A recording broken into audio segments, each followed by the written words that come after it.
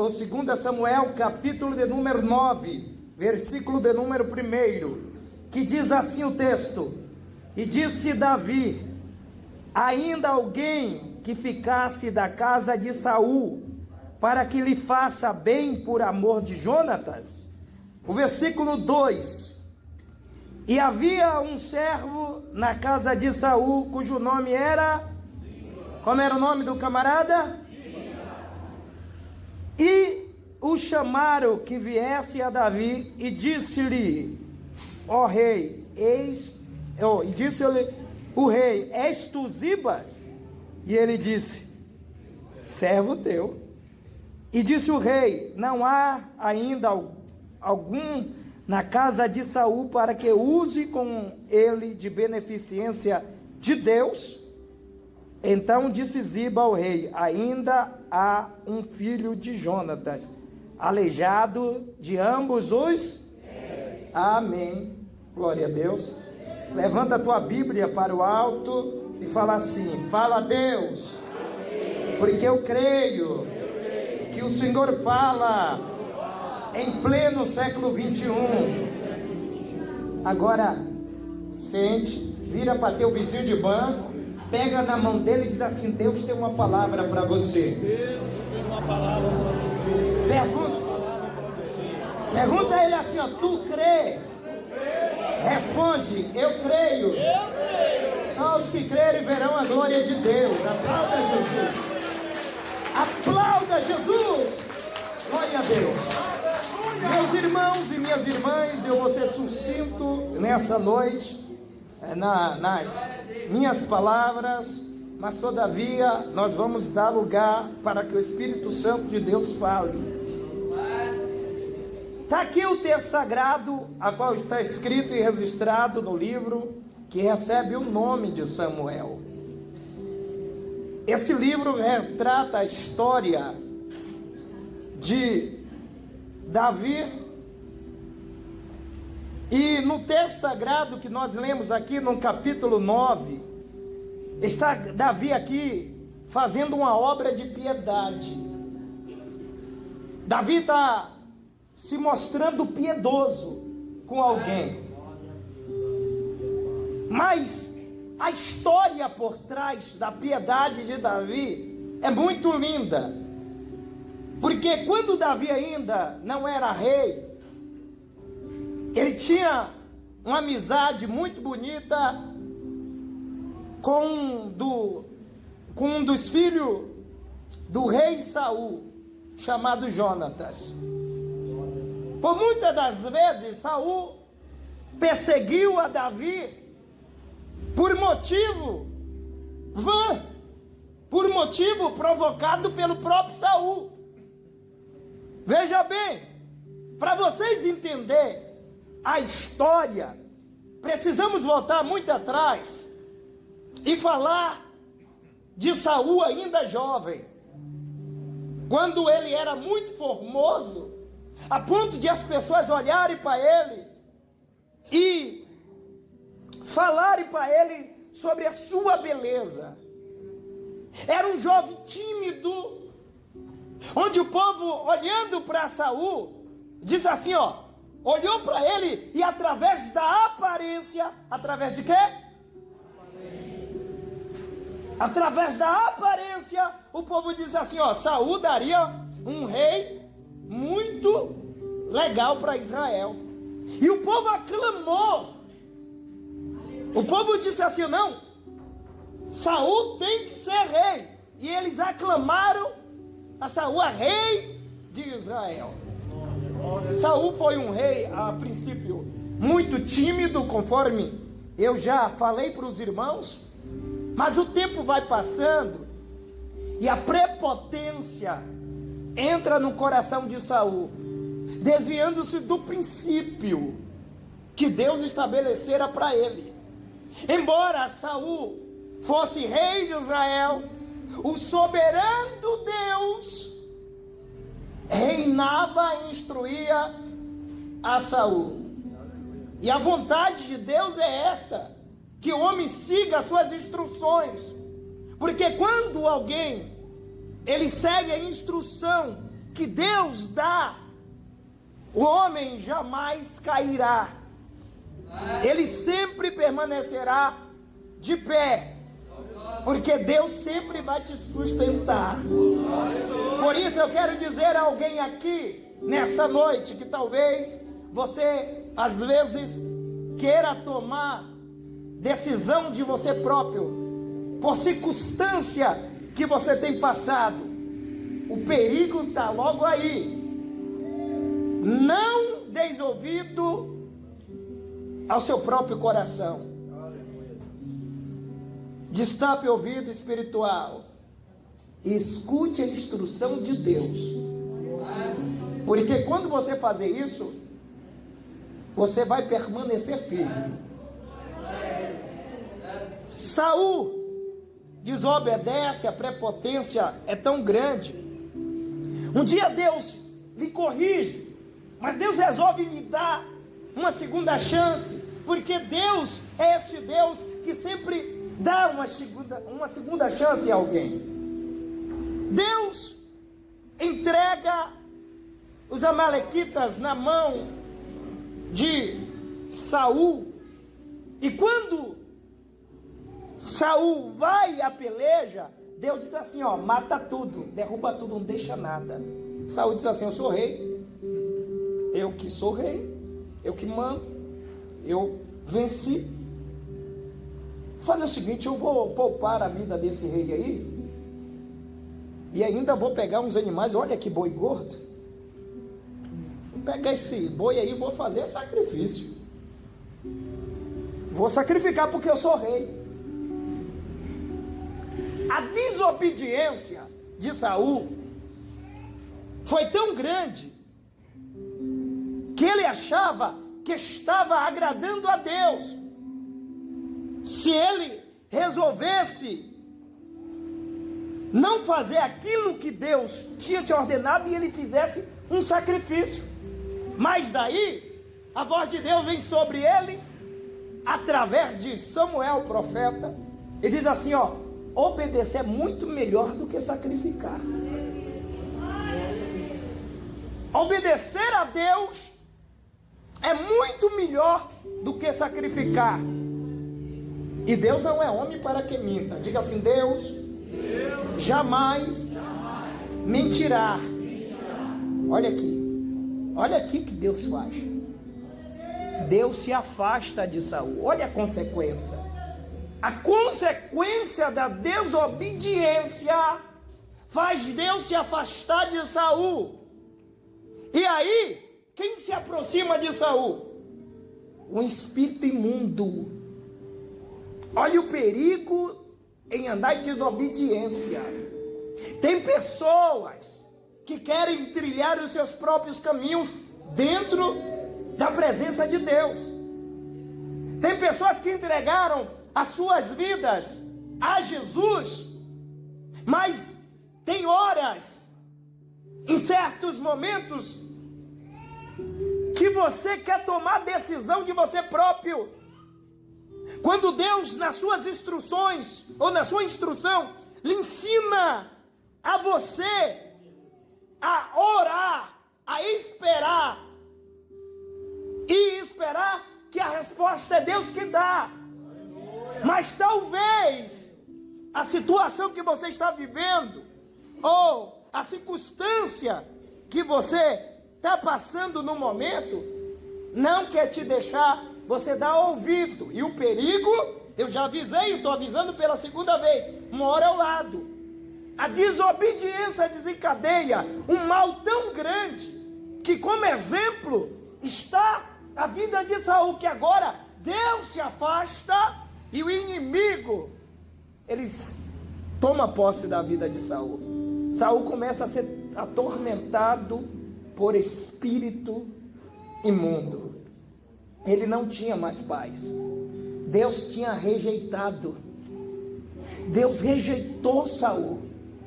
Mas Deus não rejeita Saul porque Deus quis. Porque Deus instruiu a Saul.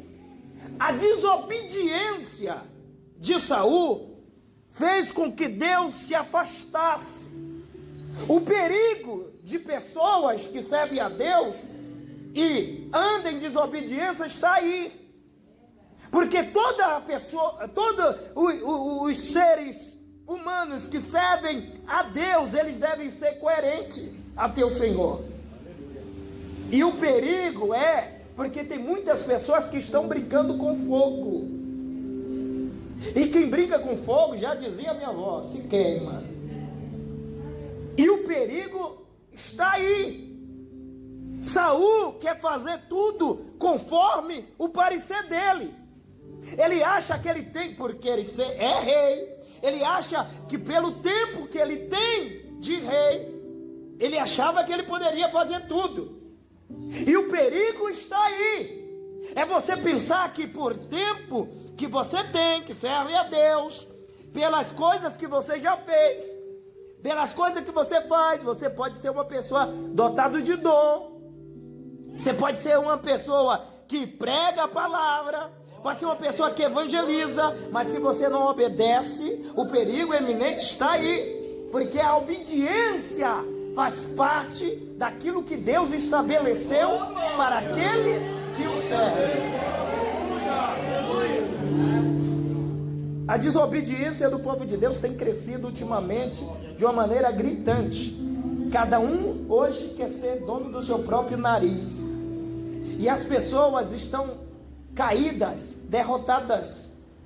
Mas a culpa não está em Deus.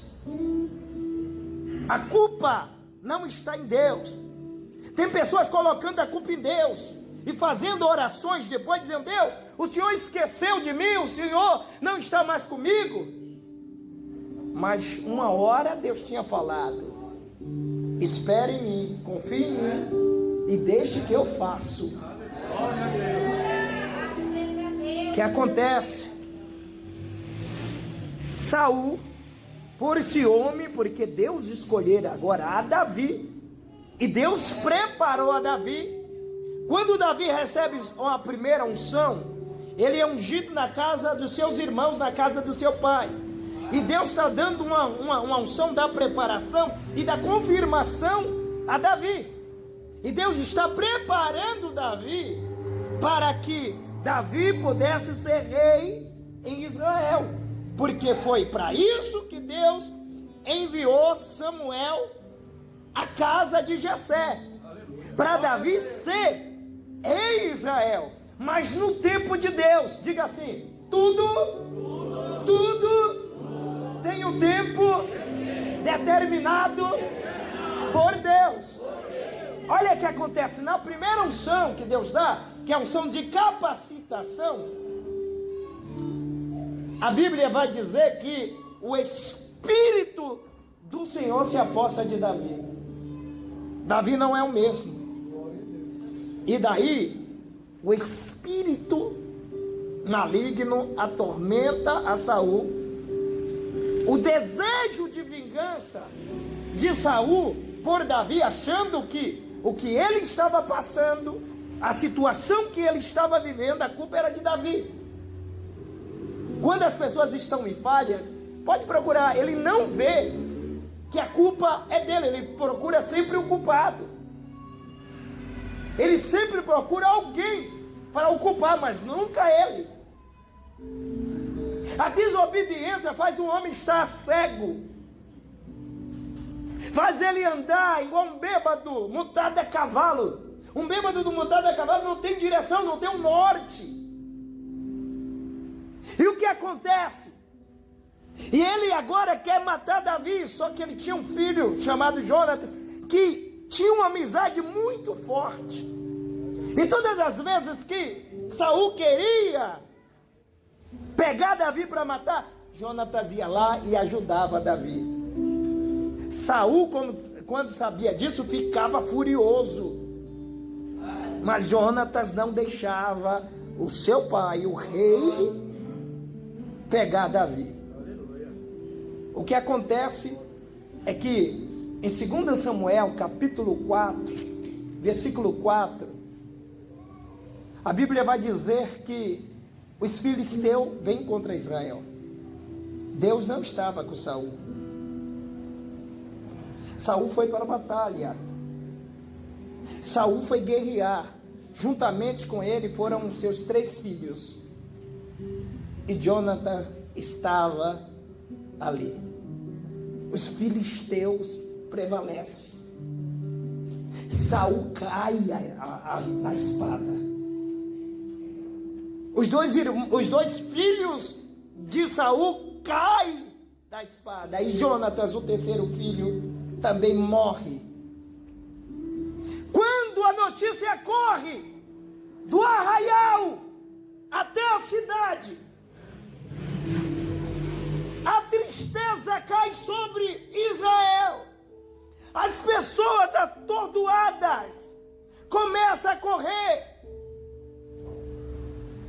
Jonatas tinha um filho chamado Mefibosete.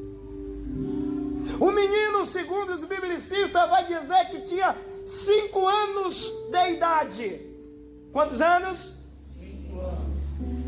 Ele tinha uma babá que estava cuidando, e de repente a babá pega o menino e corre. Só que ela corre com o menino é para proteger. Porque quando se tem uma guerra, que a família real cai, todo mundo vai cair. Aleluia. Mata de idoso até criança. E o desejo daquela babá é salvar o menino. E quando ela corre, está correndo com medo para proteger, ela cai. E ela cai por cima da criança. A queda não foi uma queda simples. Foi uma queda que lhe causou fratura. Causou fratura na criança. A ponto de a criança ficar paralítica dos 2 pés. O tempo vai passando, o menino cresce, aleijado, filho de um rei, e ele vai morar em Londebar. Onde ele foi morar? Londebar. Londebar, irmãos, é uma cidade que hoje a gente poderia chamar uma cidade de gueto, uma cidade que onde não era frequentada pela alta sociedade. Segundo os historiadores, os estudiosos, era uma cidade onde só tinha pessoas que não tinham condições financeiras, condições, poder aquisitivo, não tinha. Há quem diga que Londebar é lugar sem pasto, é lugar que não tem memória, é um lugar de esquecimento. Agora veja a situação, eu quero que você reflita. Um filho da nobreza real, que nasceu para ser rei, agora estava em um lugar de esquecimento, aleijado, sem perspectiva nenhuma de vida, em um lugar que não tinha, talvez o índice de desenvolvimento humano naquele lugar era baixíssimo, um lugar que não tinha saneamento, um lugar esquecido por todos e por todos, um lugar onde as pessoas fracassadas moravam, onde as pessoas que não tinham perspectiva de vida estavam ali. Aleluia. Mas daí, no capítulo de número 9, que é o capítulo que nós lemos, Deus coloca no coração de Davi. Quem colocou no coração de Davi? Deus. Olha aqui, no versículo 3 do capítulo 9, olha o que vai dizer: e disse o rei: não há ainda algum da casa de Saul para que use com ele de beneficência de Deus. Por isso a gente diz: Deus é bom. Deus é bom. O homem não é bom, quem é bom é Deus. E a misericórdia dele dura. Davi era um homem segundo o coração de Deus. Nós não esperávamos menos de Davi. Davi coloca no coração que ele tinha que fazer o bem para alguém da família de Saul, não porque Saul merece, porque Saul tentou matar ele várias vezes, mas por causa de Jonatas, teu irmão de mãe diferente, seu amigo de infância, seu amigo que nas horas difíceis ele estava ali. Ele estava ali para proteger, para não deixar nenhum mal acontecer. Aleluia. Será que a gente tem um amigo como esse? Será que em pleno século 21 existe alguém como Jonatas, que no momento mais turbulento de nossas vidas, sempre tem uma palavra para nos dar? Será que nas nossas vidas tem algum Jonatas, que no momento que você mais precisa de uma palavra, ele está ali e te ligue, e te dá uma palavra, te fortaleça? Aleluia. Porque hoje em dia é difícil ter Jonatas. A gente tem, ao contrário do Jonatas, né? A gente tem alguém sempre para nos guiar, para nos afastar da presença de Deus. Nunca um Jonatas para nos ajudar, nos aproximar de Deus. Glória a Deus. A gente sempre tem alguém que vai nos criticar. E se é para falar de amigo, amigo não é aquele que só vê beneficência em você. Amigo é alguém que vai olhar os seus defeitos, e quando você estiver errado, o amigo, que é amigo de verdade, ele vai dizer na sua cara que você está errado, mas ele nunca vai te abandonar. Nos tempos difíceis, ele nunca vai te abandonar. Nos tempos atribulosos da vida, esse amigo nunca vai te abandonar. Talvez você não tenha um Jonatas e não chegue nem perto, o amigo que você procura, mas o seu amigo, Espírito Santo, ele está para te ajudar, para te aproximar de Deus, para te aconselhar a você estar sempre diante da presença de Deus. Quem tem um amigo Espírito Santo, levanta a mão e adora.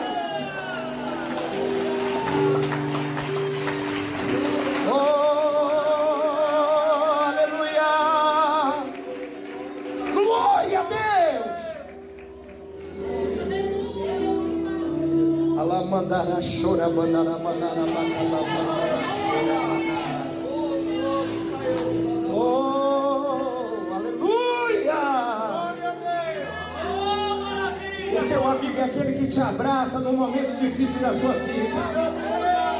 O amigo Espírito Santo é aquele que estende as mãos quando você se sente lá no fundo do poço, e ele não te deixa no fundo do poço. Ele estende as mãos e diz: não temas, que eu te ajudo. O amigo Espírito Santo é que naquele momento que você menos acha que você não vai conseguir, que você precisa de um abraço, e ele vem no seu quarto quando você está sozinho e te abraça, você sente a presença dele. O Espírito Santo é aquele amigo que quando você pensa em desistir, quando você está naquele dia atribuloso, que a adversidade é grande, você está angustiado, angustiada, e você diz assim: eu vou retroceder, eu não vou mais para a igreja, eu não vou mais para a casa de Deus, porque para mim não tem jeito. E teu amigo está dizendo assim: ei, o teu pai te espera, o teu pai te dá jeito nas coisas que não tem jeito, para mostrar tudo que tem jeito. É Deus que dá jeito. Oh, aleluia.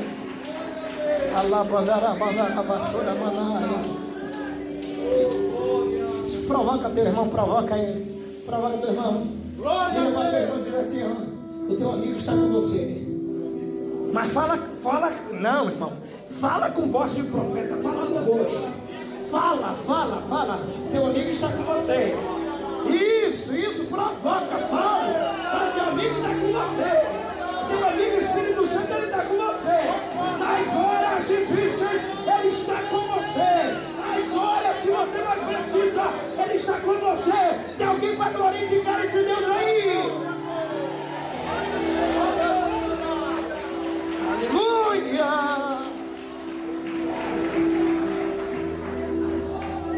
Oh, Espírito Santo, abraça. Abraça, Espírito Santo. Abraça. Senhor, alegra coração nessa noite.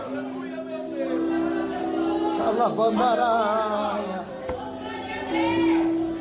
Alaia, sube as terras, narabandarabacai. Aleluia, Deus tem a resposta que você precisa. Lodebar, lugar de miséria, sequidão, lugar de esquecimento, sem pasto, sem memória. Mefibosete, talvez nas orações dele, ele reclamava, perguntava a Deus: onde está o Senhor? E eu sei que existem pessoas que, em vez da crise existencial, porque a gente tem um momento de crise existencial, a gente vai para o nosso quarto, vai para a oração, vai para o joelho, e a gente pergunta a Deus: cadê o Senhor? Deus, por que isso? Por que só isso só acontece comigo? Por que só comigo? Aleluia. E às vezes a gente detalha. Eu confesso para vocês, mesmo eu sendo pastor, eu não deixo de ser ser humano. E às vezes eu pergunto: Deus, esqueceu? Eu estou aqui. Eu não sei se os pastores, os amigos aqui fazem as orações também, mas às vezes é difícil, irmão. É verdade. Às vezes nós perguntamos, fazemos prova. Quando Davi chama Ziba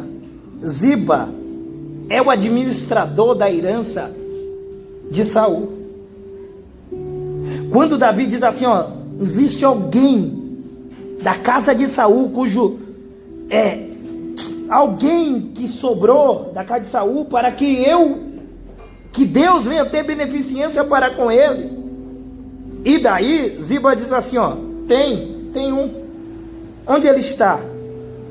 Ele está, escute isso aqui, olha que forte. Ele está na casa de um moço chamado Maquir. Ele estava em Lodebar, paralítico, num lugar sem pasto, sem memória e morando de favor na casa de alguém. Ele não tinha nem casa própria, estava na casa de amigos. Davi diz assim, vai lá na casa de Maquir, traz Jonatas aqui, traz ele na minha presença. E a Bíblia vai dizer que Ziba vai lá e ele traz Mefibosete, espantado, alegre, admirado e com todos os sentimentos bons possíveis, se ajoelha aos pés de Davi. Davi manda ele levantar. Davi manda agora ele se levantar e diz assim, olha, toda herança que era do seu avô Saul agora é seu. E eu te digo mais, nunca mais, a partir de hoje, nunca mais tu vai para Lodebar. Lodebar nunca mais. Aleluia! O esquecimento acabou. Terra sem pastos acabou. Além da herança, tudo que Ziba, porque Ziba tinha 15 filhos e 20 servos. Ziba está preocupado lá, porque ele estava administrando e ele estava usufruindo daquilo que ele estava administrando, porque Saul até o momento não tinha achado alguém que era um herdeiro legal, mas ele sabia que tinha um. E ele disse, o rei falou assim, virou para ele e disse assim, ó, e outra coisa, todos os bens, todas as posses, todas as terras do seu avô é para você. E Ziba ficará como teu servo. E tem mais. Tu, todos os dias agora, tu vai sentar na mesa real. E tu vai comer na mesa do rei. Até o último dia da sua vida, você vai comer do que o rei comer. Tu vai sentar na mesa oficial do rei. Eu vou falar porque tem gente que não está entendendo ainda. Eu vou falar porque tem gente que não está entendendo ainda. Existem momentos em nossas vidas que é duvidoso mesmo, irmão. Talvez eu estou pregando para alguém que está desempregado agora. Talvez eu estou pregando para alguém que você está passando um processo muito difícil na sua vida sentimental. Tem pessoas que estão sofrendo problemas emocionais, problemas familiares. Tem pessoas que às vezes se sentem vazios. Você está passando um processo espiritual na sua vida. E você às vezes, em dados momentos, você acha, ou você tem pensamentos, achando que Deus não está com você, parece que essas coisas não vão ser resolvidas. Mas eu tenho um recado de Deus para você. Glória a Deus. Assim como Mefibosete estava esquecido em uma terra sem perspectiva de vida, onde ninguém olhava para ele, Ziba sabia que ele existia, mas não ousou a falar de Davi em momento algum sobre ele. Mas o próprio Deus coloca agora no coração de Davi, para que Davi lembre-se da linhagem de Saul, e para que ele fosse apresentado à mesa do rei. Talvez você não esteja entendendo o seu momento. Eu peço que você levante a tua mão direita. Levanta a mão direita. Levante a mão direita. Ei, esse momento difícil que você está vivendo só é um momento, só é uma provação, porque Deus vai lembrar de você. E quando Deus vir, Ele vai vir com uma força tão grande, tão grande, tão grande, e essa força vem com a exaltação dele na sua vida. Deus, Ele não se esquece de você. Aguarde, porque Deus vai alegrar muito o teu coração. Deus vai alegrar muito a tua alma. Você vai estar no lugar, numa posição de exaltação, porque Deus, se Ele prometeu para a sua vida, que Ele vai cumprir. Fecha a mão e recebe. Aleluia, aleluia. Para eu encerrar aqui, mas o bonito não é isso, porque é bom quando a gente recebe presentes de Deus. É muito bom quando nós recebemos as beneficências de Deus. Só que a moral da história não está aí. A moral da história vem depois, Diácono Petrônio. A moral da história vem quando Davi é perseguido pelo seu filho. E ele tem que fugir porque o teu filho toma o poder. E daí, Mefibosete, com limitações, está preocupado com Davi. E ele chama Ziba. Ele chamou quem? Só para ver se vocês estão atenados. Ele chama Ziba e diz assim, ó, prepara um animal de carga aí, porque eu quero ir encontrar Davi, eu quero saber. Ziba olha e diz assim, espera aí que eu vou preparar. Ele vai preparar, mas ele diz que vai preparar e ele vai na frente. E ele inventa uma calúnia muito grande. Ele defama Mefibosete. Ele difama, ele diz que Mefibosete é um traidor. O perigo da calúnia está aí, irmãos. O perigo de a gente levantar falso contra as pessoas. Às vezes a gente olha e tem pessoas que hoje, olha o perigo muito grande, as pessoas acreditam na versão que uma pessoa sempre está dando da outra. E a gente prejulga sempre as outras pessoas baseando naquilo que alguém falou para ele. E o perigo mora aí. Davi fica muito chateado. Davi não acredita que alguém que ele chama para comer na mesa com ele traiu, ficou do lado do filho dele que deu golpe. Davi fica atormentado. O tempo passa, o filho de Davi morre, Davi volta de novo para Israel. Quando ele volta, Davi volta emocionalmente abalado, porque não é fácil a vida. Falar assim, contar a história por alto, fácil, mas tem uma emoção, existe dores, existe cansaço, existe desânimo, existe todas essas emoções. E daí ele olha para Mefibosete, e Mefibosete vai ao encontro de Davi. Ziba não queria deixar, mas agora ele quer ir porque ele soube do que Ziba fala.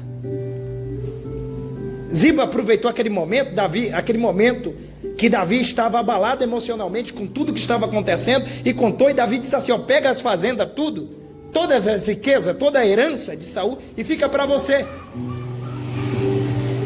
Mefibosete, quando ele teve a oportunidade de justificar, ele foi lá e justificou. Dê glória a Deus. Ele teve a oportunidade de justificar e ele justificou. Davi estava abalado e Davi fez assim: ó, vamos fazer o seguinte, a riqueza vai ser dividida para os dois. Escute isso aqui, a história de Mefibosete. Não deixe ninguém te atrapalhar, porque a história, o ponto principal é aqui. Quando Davi diz que ele vai dividir a herança, porque o pensamento de Ziba é perder a herança que ele já estava administrando, e a herança não era dele. Talvez Ziba achou dizer assim: não, chegou agora Mefibosete, vai te arrancar tudo, vai atrapalhar, com o Diácono Fábio aqui falou, vai atrapalhar. E agora eu não vou ficar com riqueza nenhuma ainda. Quando Davi divide, olha o coração de Mefibosete, que sofreu toda a vida, mesmo assim era alguém que tinha caráter, que tinha princípios. Isso é o ponto principal daqueles que servem a Deus, é ter princípio. Porque eu vou falar, tem muitas pessoas que estão na presença de Deus, que aprendeu a ser crente na igreja, que tem princípio na igreja, mas em casa, na rua, no trabalho, na escola, na faculdade, ele não parece ser crente, porque o comportamento dele em casa é diferente da igreja. Na igreja ele é o maior adorador, ela é a maior adoradora, mas em casa, porque não ensinaram ele a ter caráter de um crente em todos os lugares. Foi ensinado a ter caráter na igreja. Isso é o perigo. Muitas pessoas vivendo de engano, muitas pessoas temendo mais ao pastor do que Deus, sem princípio na vida. Mas Mefibosete era alguém que tinha princípio, e ele não queria riqueza. Ele olhou e sugeriu, disse assim: não, eu não quero a minha riqueza, eu sugiro o rei que até dê para Ziba. E sabe, onde tudo isso me alegra, e eu vou encerrar aqui, é que Mefibosete não guardou no seu coração rancor, mágoa. Ele perdoou. Ele perdoou, Aziba. Escute isso aqui. Assim como Mefibosete, ele tinha um princípio de Deus na vida dele. Você como cristão, eu, você, nós, todos nós aqui, que a gente vem aprender através da vida deste homem que sofreu, mas não deixou seu princípio de lado, que perdoou até alguém que lhe caluniou, tentou lhe prejudicar, ele perdoou. Parece até que ele sabia, mas se foi Deus que habitando ele, o Espírito testifica. Ele olhou e disse assim, ó: eu sigo a paz com todo. Eu sigo a paz com todo. Aleluia! Que a gente aprenda com Mefibosete nessa noite. Seguir a paz, perdoando sempre a quem se levanta contra nós. Que nossos corações reinem sempre. Levanta a mão direita. Que em nossos corações reine sempre a paz de Deus. Que o Espírito Santo seja morado em nossa vida, para que nós possamos entender que nós somos meros mortais, falhos, fracos, mas com Jesus nós fazemos a diferença. Com Jesus na nossa vida, nós temos o poder de perdoar e amar até aquele que nos aborrece. Fica de pé, igreja. Fica de pé. Fica de pé. Oh, glória! Glória a Deus! Glória a Deus!